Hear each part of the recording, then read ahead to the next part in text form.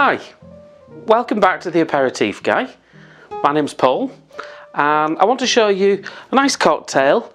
Would work for summer, would work for a special occasion, would work as a great opening to a New Year's Eve dinner, an engagement celebration, something like that. It's absolutely beautiful and it's based around Prosecco and an Italian liqueur called Italicus. It's a relatively new liqueur on the market and it's flavoured with bergamot, which is the same fruit that gives us the distinctive flavour in Earl Grey tea. This is called a Mermaid's Kiss. It's very dear to me, this one, because I created this for a national journalist and she was very pleased with it. There is an old tale of a naval drink that was referred to as a Mermaid's Kiss and nobody quite knows what was in it. We can't find it. We've done plenty of research. None of us can find out where it came from. I've come to suspect that it's actually naval slang for something that you wouldn't want to talk about in polite company. So we brush over that and I said, well, it's a lovely name for a drink. Let's create the drink. So I thought to myself, if a mermaid had kissed you, what would it be like? It would be salty. So the first thing I'm going to do is rim this glass with a little bit of salt. But mermaids are beautiful and kind and a bit vicious. So there's sugar in here. I've mixed half caster sugar and half fine sea salt.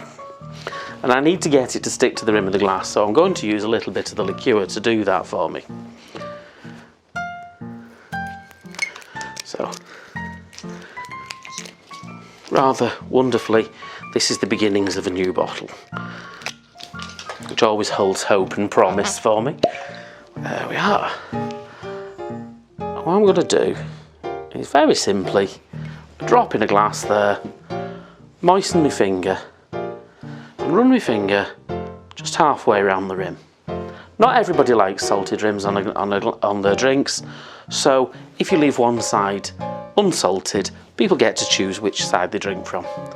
And then I'm just going to dip that in my salt and sugar mix, tap off any excess, there we are, and leave that to dry while I make the rest of the drink. So, putting aside the Prosecco for the moment, that's going to be the last ingredient to put in. I'm going to mix the others. So, as with any cocktail mix, we start with ice. I'm not going to shake this, I'm going to stir this. And perhaps on another occasion in a video I'll explain the difference between shaking and stirring cocktails. But on this occasion I'm going to stir. Now, there's a strict order in which we always put products into a cocktail shaker or mixing glass, and it's always the cheapest ingredient first. That way, if you make a mistake, you're not throwing away your most expensive spirit. You're only, in this case, throwing away a little bit of a lemon juice. So I've got a lemon here. I want about a teaspoon of lemon juice in here. That'll be enough. The quantities I'm making is enough for 2 of these glasses. You can't really measure much smaller than that, but I prefer to use small glasses, then people can have a top up as and when they want. Lemon juice, and then half a measure of the Italicus liqueur.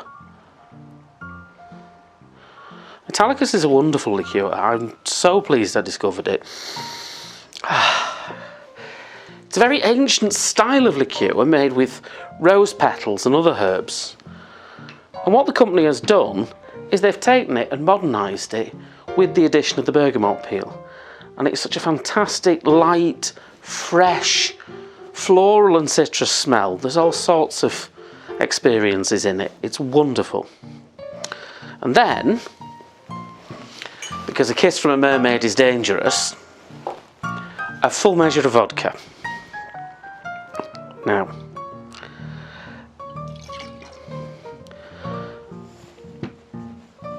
my mermaid is a classy little fish. I've got the world's best vodka. Lake's Distillery vodka has won awards for a couple of years now as being one of the world's best. It's incredibly smooth, and that's what you want in here. You want the alcohol to kind of lurk under the surface and tempt you in. You don't want it burning your throat and ripping it out as it goes down. Let me discard me salt for now.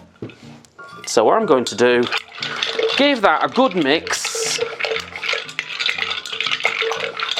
Make sure all of those wonderful flavours are blended together and chill down the mixture.